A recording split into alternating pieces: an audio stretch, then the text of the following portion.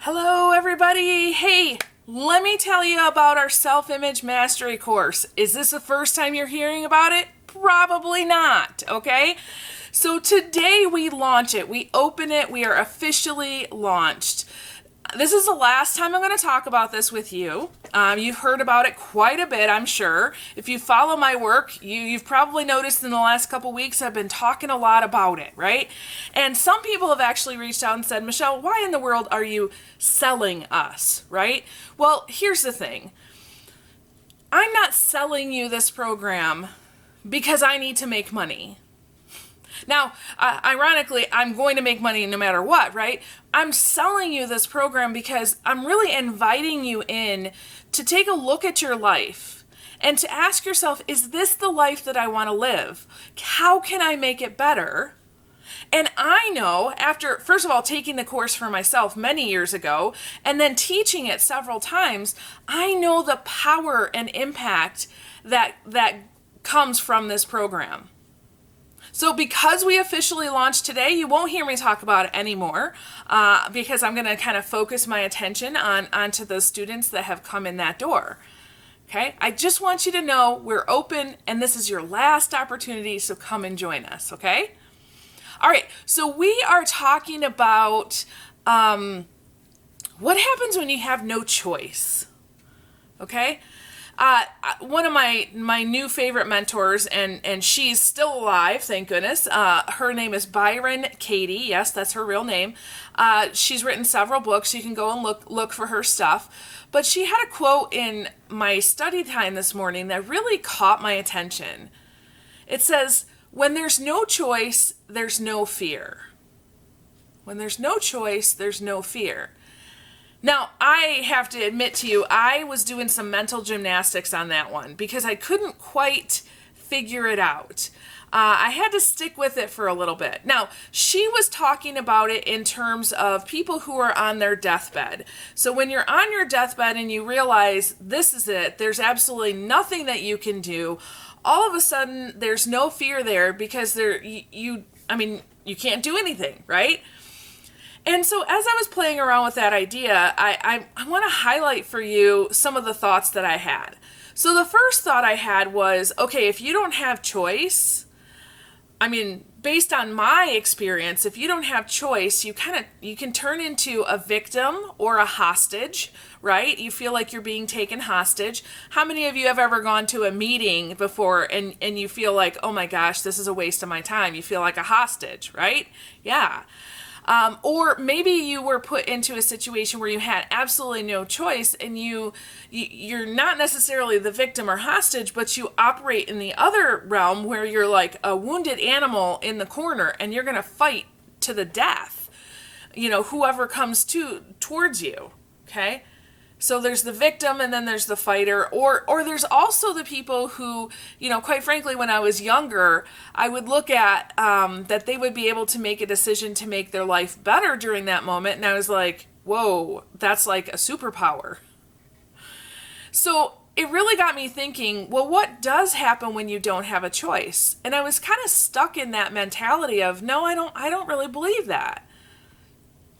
And then as I was thinking about it more, I thought, well, what times in my life have I not had a choice? And I realized the times that were earlier in my life that I was that victim or even the wounded animal. However, I would say in the last few months, especially since this pandemic hit, I've changed my pattern a little bit. Gosh, I bet if I were to sit down and talk with each one of you, spend a few minutes with you, I'm sure you would have a list of all kinds of things that you have dealt with during this pandemic. Okay? Many of you, just the staying home and working from home. Maybe you lost your job. Maybe you're trying to do your job at home, and homeschool kids at the same time. And, there's all of that you're dealing with, right? So for me, I sat down and I just I made a list of things. Now I'm not going to go through everything because quite frankly, I feel like the last few months have been my own little version of a soap opera. But what did I do when I had no choice? So first of all, just being in the pandemic and realizing, we're all home now. Okay. That's a very different, it's just a different life, isn't it? And then week one of the pandemic, my son threw us for a loop. So he often goes and cuts firewood for us. It's never been a problem. This time something happened. He slipped. He cut his knee. It ended up being a major surgery and a lengthy stay in the hospital. And he's still doing PT for it. So that was hard because not only did I not have a choice, this was my baby, right, that got hurt. I couldn't be the one to stay with him at the hospital. I didn't have a choice. And then, as he was recovering a few weeks later, unfortunately, I had three friends, three dear people that I know in different cities that unfortunately they all passed away from COVID. And it was within a 6-hour time period. I didn't have a choice. There wasn't anything I could do about that. And then flash forward, about 8 weeks or so ago, our community experienced a 500-year flood, and 3 of our dams broke, and it was horrible. There are still parts of our community, quite frankly, that might not even make it back. We still have people who are living at the campgrounds in tents and mobile homes because they have no home. I was watching Facebook one day and I saw a house floating down the river, and I quickly realized that's my friend's house. I didn't have a choice in any of that. I didn't have a choice about whether I was going to be evacuated or not. Okay? And from a business standpoint, before the pandemic, I was doing 200 to 250 live events a year, right? Doing a training or leading a meeting or speaking from a stage. And as soon as the pandemic started to hit, do you know what it's like to receive, 2, 5, 12, 15 emails a day that says, hey, event is canceled. And not only that, the pay that goes with it, right? So my business had to make a complete 180-degree pivot from not just, the format, but learning how do you build an online business and how do you serve clients that are still very high in need and not leaving them hanging out to dry, so to speak. So all of that happened. I had no choice, right? I quickly got into this mindset of, you know what, it is what it is. And my new phrase was, well, this is what we're doing now. Okay, this is what we're doing. And I realized that I had gotten to the point where that was a place of acceptance. Okay, hey, a 500-year flood hits and you're evacuating, what do? Well, you don't argue about whether the flood is happening, right? You just realize this is what's happening, this is what we're doing, grab the laptop, grab the kids, get out, right? And so when you come to that place of acceptance, all of a sudden you begin to move forward because the problem in front of you is not something to be denied or something to be ignored or something to be discounted. It's a problem to be solved so you can move forward. So I didn't have a choice, but I did have a choice about how to respond to it.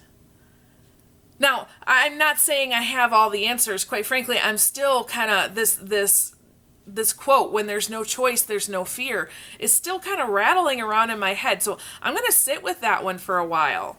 But I did have a mentor who taught me a long time ago about this law of transmutation. So I'm not going to go into the whole thing. Quite frankly, if you want to know about that, plug into our podcast. There's a ton of information on there about it.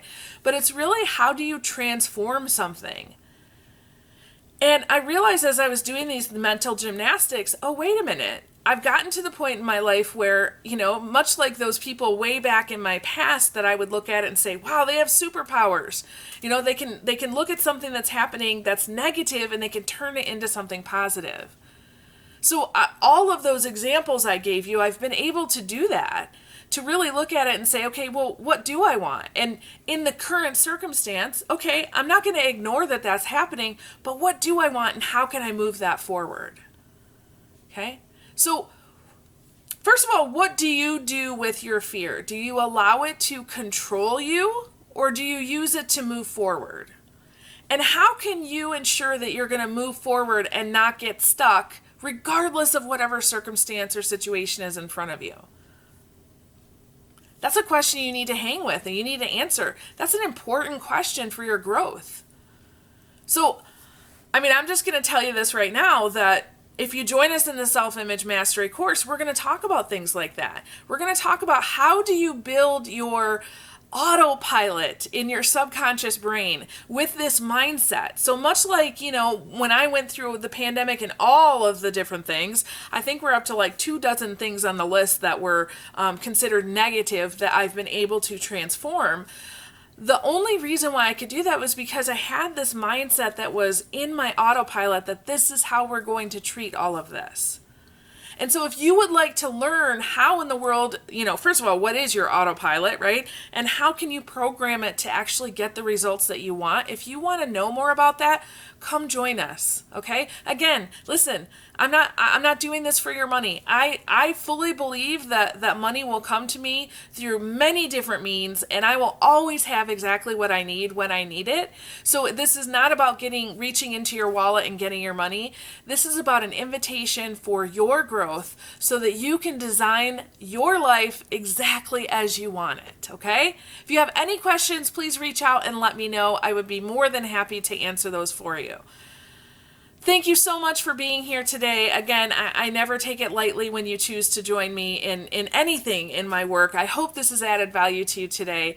And if it has, would you consider sending this to somebody, maybe a friend, a coworker, a family member who has been really struggling, maybe during this pandemic time and has really gotten to that point of not being able to move forward. So if you know of somebody who's stuck, would you consider sending this to them? I think they would really appreciate it. Awesome. So with that, I release you into the wild. Go forth and prosper. Have an amazing day, and we'll catch you next time. All right. Bye-bye.